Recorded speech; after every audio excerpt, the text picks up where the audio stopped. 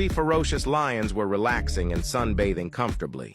They were enjoying their lazy and drunken time until the flashy warthog showed up. Oh my, this seems like a setup for an F1 race. The flashy warthog had no special hobbies. His only joy was driving at high speeds with his fabulous hair flowing in the wind.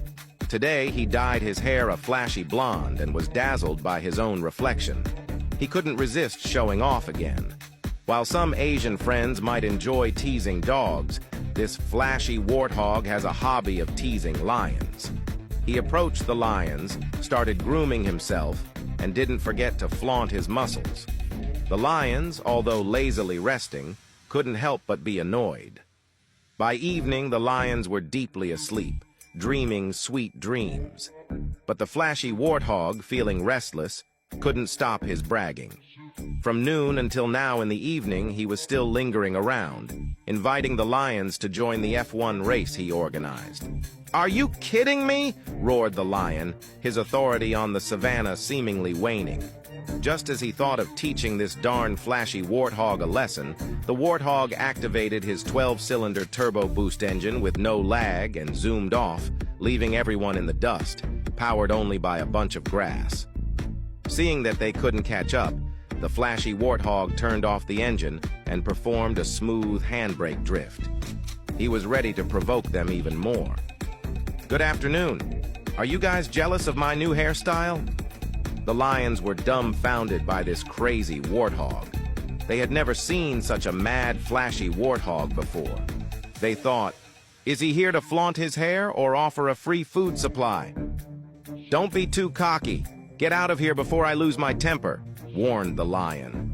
But the flashy warthog pretended to be deaf, dumb, and blind, ignoring them.